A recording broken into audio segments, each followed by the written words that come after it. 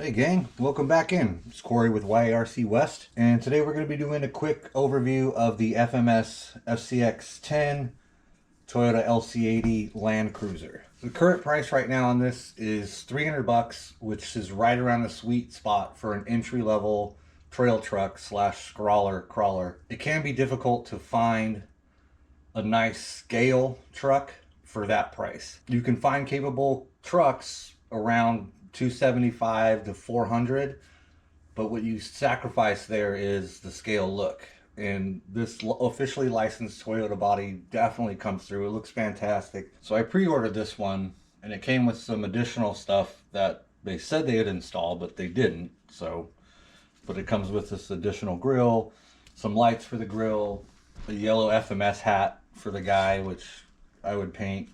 Yellow's just not a great hat color, I don't think. So quick look at some of the exterior details.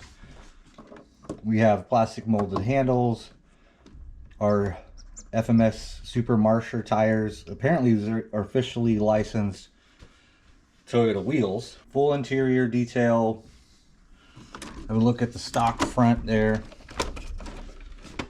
You have your Toyota emblem. Nice running lights. Top, we got Super Chad inside the cockpit. The side mirrors don't fold in or out. Got a snorkel up here. We got ourselves a little ladder, and apparently it comes with number plates, so you can put one on there. And we got the cargo rack at the top. Now FMS has done a pretty fantastic job with the quick release body on this. No body pins, none of that stuff. You just turn,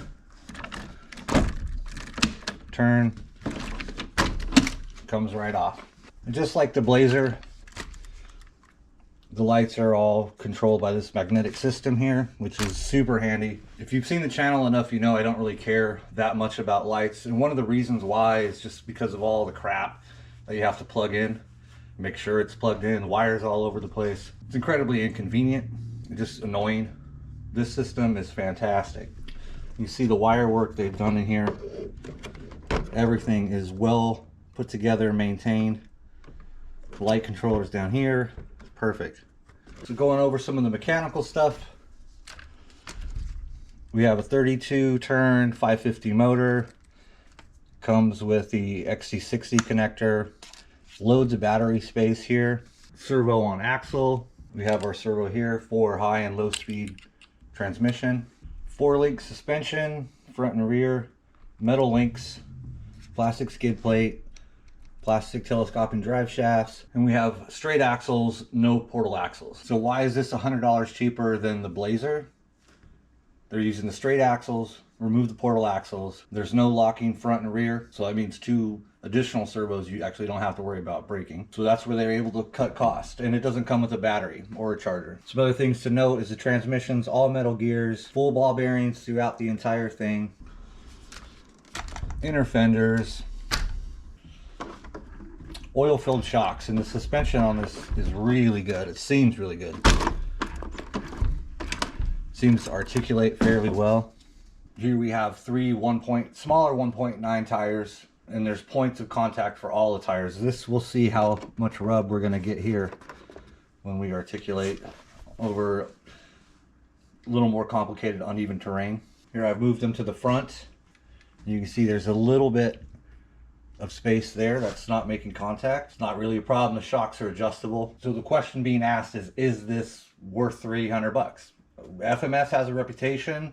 They make pretty quality products. Scale details are always pretty solid with FMS. Initial thoughts before running it, I think it's pretty solid. Have upgrade pass if you want to take them. But let's get it out on a trail, see how it does. And I'm basically going to be judging it for a $300 truck. See what I think.